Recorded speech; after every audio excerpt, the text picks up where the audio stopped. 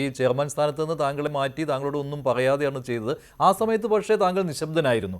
ഇതൊരു അവസരമായി കണ്ടുകൊണ്ട് തന്നെ താങ്കൾ അത് പ്രതികരിക്കുകയല്ല. എന്നോട് ഇങ്ങനൊരു ചോദ്യം ചോദിച്ചു, പലരും എന്നോട് ചോദിച്ചു, ഞാൻ ഒരു പ്രതികരിക്കേണ്ട ഒരു അവസ്ഥയിലേക്ക് എന്നെ കൊണ്ടെത്തിച്ചു. അങ്ങനെയാണ് ഞാൻ ആ ഫേസ്ബുക്ക് പോസ്റ്റ് ഇടുന്നത്. അത് ഒരു ഇരട്ട നീതി എന്നോട് കാണിച്ചത്, തീർച്ചയായും സർക്കാർ ഗവൺമെൻറ് കാണിച്ചത് ഒരു ഇരട്ട നീതി തന്നെയാണ്. അങ്ങനെയാണ് ഈ സൈബർ പോരാളികൾ എന്നെ നിരന്തരം ആക്രമിച്ചു തുടങ്ങി. അല്ല, താങ്കൾ ഈ പ്രതികരിച്ച സമയത്തിനും അതിനു മുൻപ് മാറ്റിയ സമയത്തിനും ഇടയ്ക്കുള്ള ഒരു സമയമുണ്ടായിരുന്നു. ആ സമയത്ത് ആരും ഇപ്പോൾ സർക്കാരിൻ്റെ ഒരു പ്രതിനിധിയോ അല്ലെങ്കിൽ ഒരാൾ പോലും എന്താണ് സംഭവിച്ചതെന്നോ എന്തുകൊണ്ട് മാറ്റിയെന്നോ ഒന്നും എന്നോട് ചോദിക്കുകയോ ഒരു പ്രതികരണം നടത്തുകയോ ചെയ്തില്ല. മാത്രമല്ല, പിന്നീടുള്ള ഈ ഗവൺമെൻറ്റിൻ്റെ ഈ ഇത്തരം പരിപാടികളിൽ നിന്നെല്ലാം എന്നെ പൂർണ്ണമായി ഒഴിവാക്കി. സിനിമാ നയ രൂപീകരണ സമിതി അംഗമാണ് ഞാൻ. പിന്നീട് ഈ സിനിമാ നയ രൂപീകരണവുമായിട്ട് ബന്ധപ്പെട്ട എല്ലാ ചർച്ചകളിലും പങ്കെടുത്ത ആൾ കൂടിയാണ് ഞാൻ. ഷാജി എൻ കരുൺ സാറായിരുന്നല്ലോ ചെയർമാൻ. അതിൻ്റെ പിന്നീടുള്ള ഒരു തുടർ ചർച്ചകളിലും എന്നെ ഉൾപ്പെടുത്തിയില്ല.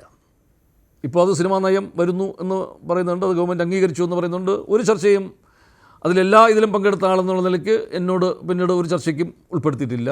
മാത്രമല്ല, കൊച്ചിയിൽ ഈ സാംസ്കാരിക സംഗമം, നേരത്തെ പറഞ്ഞ അന്താരാഷ്ട്ര സംഗമം നടന്നു, ഒരറിയിപ്പ് പോലും എനിക്ക് നൽകിയില്ല.